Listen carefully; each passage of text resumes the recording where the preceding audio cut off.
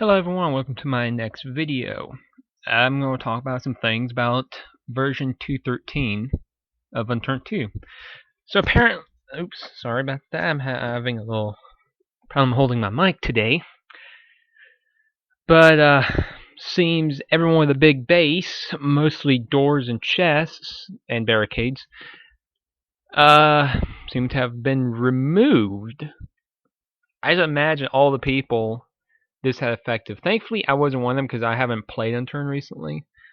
I am tempted to get on, though, because of vehicle saves, and maybe play dedicated servers a little bit, considering there is a automatic respawn now. The reason I kind of didn't want to play dedicated servers before, when there was user respawn, one server has a respawn, once every 30 seconds, so if you did get a car and fuel in it, it didn't last very long. You just drive about 10 feet and then boom, it's gone. You have to deal with zombies. It didn't say that zombies respawn, so once you kill all of them, they're gone permanently? Or do they respawn along with loot and animals? Would like to know that. Also, what happens when a car gets destroyed? Is it destroyed for a certain period of time, and then that car gets put back into the pool of the 15 cars that spawned?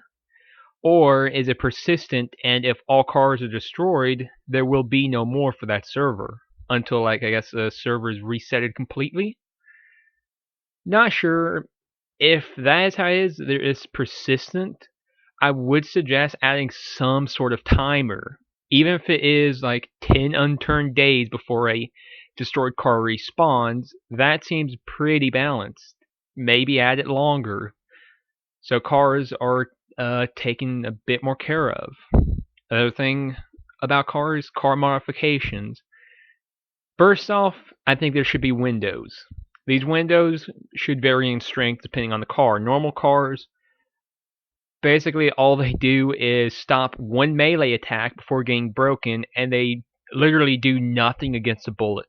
Any bullet, no matter what caliber, will go right through it, breaking it instantly.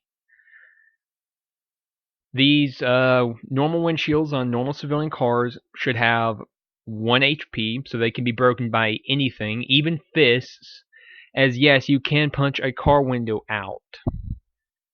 I think maybe there should be a small damage penalty for punching a car window out. Maybe you lose 1% health, 2% health. Just a small thing. It shouldn't be like you punch it and you instantly die. Just a little thing to add that bit of realism. You can punch this car window out, but you're going to take a little damage for it. And of course, if someone's in a car, the window got busted, and then you can hit them with melee through it. Police cars should have slightly stronger glass. Again, they can be broken in one melee hit, unless it's a pocket knife. The pocket knife should not be able to break car windows, period. Because, I mean, really? A pocket knife breaking a car? I haven't heard of it personally, and I imagine the worst it would do is just make a hole. So I think light bladed weapons like the kitchen knife shouldn't do it, just for realism, but something like the katana would definitely go right through it.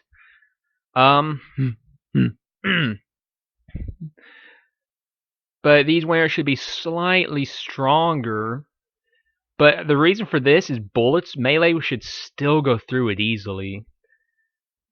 But the main reason is just for bullets. It can stop a .22 round, and it will lessen damage from not a point, but a 9mm. Every other caliber, though, it will not lower damage. It'll just slightly lower the damage by maybe 5%. It should be 10% for 22, 5% for 9mm. One hit, window shatters, though. And then on military vehicles, let's say the Humvee, it should have standard military glass. This will stop several 22, several 9mm, 45 ACP. It'll definitely stop small calibers, and melee will take several hits to get through, unless you're using a sledgehammer. If you hit it with a sledgehammer, it goes through it, period. But it can take about 5 shots from a 22, 3 shots from a 9. This is just a basic suggestion. Several shots from low calibers, but something like a 5.56 or 7.62, stuff like that, it should go right through it. And then bulletproof glass. These should stop a large number of bullets. 22 and 9mm, 45 SCP, the small calibers, shouldn't even be able to scratch it. Melee should be useless. Unless you're using a sledgehammer, then it should eventually break it in about 5 hits. But the standard gun you would have, like let's say what is it called, the Browning, and the M9, I forgot its name. But those shouldn't even be able to scratch the window. But something like an assault rifle, like a 5.56 or 7.62, whatever, will eventually get through. It shouldn't be like 100 shots. It should be maybe 5 to 10 shots, and then the window shatters. You should be able to find it and install it. The only difference should be is that the better grade the windows are, the harder it is to see through them, as in it will get foggier. Like, it should be in the sense of the denseness of the glass. Like normal civilian, you can tell it's there. There's a slight coloration of things, as in it'll be like an actual window. It'll have this small color to it, but it's pretty clear. You're gonna see through it just fine. And then the higher the grade, the foggier it will look. So it's a little harder to see through. Not so hard you can't see, but it should be more difficult. But since he's putting in Arizona, which is in America, the new map, I'm guessing we're gonna find guns in every house. Cause I mean, this is pretty much America, but I think like 70% of households have guns. That's what I think. At least that's what I've heard. I've never actually researched it, but I've heard like 60 to 70% of all households in America have some sort of firearm. So I'm guessing if he's gonna go by this, then pretty much it's gonna be a death match. It's just gonna be you find a gun, you kill everything else. Anyway, actually, I do think Arizona is a bad pick, just from my experience of being out there. I have gone out there once. I think something like Louisiana, Mississippi, I think Ohio, but like some forested area would be better. Maybe Florida. That's actually a pretty nice place to be. You could have some fun with that.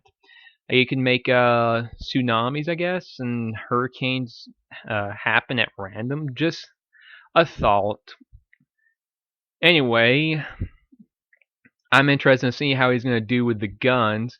Is he going to go for what he's been doing? Is he going to do it the quote unquote American way, where there's guns everywhere? But I guess we'll just see. I'm interested in seeing how he's going to do the map, because when I was out in Arizona, I didn't see that much green. So, are we going to be seeing desert-style ghillie suits, or are they going to be normal? I'm interested to see how combat's going to go with the lack of cover. At least this is from what I saw. I haven't seen very much of Arizona myself. I don't know what it looks like personally. The last time I went out there, which the one and only time, it was all desert basically. I saw some oil wells and such, like those little oil things drilling. And then basically it was just nothing else. It was just the road, a few scattered buildings, and then we got to like a town, and still kind of desert like.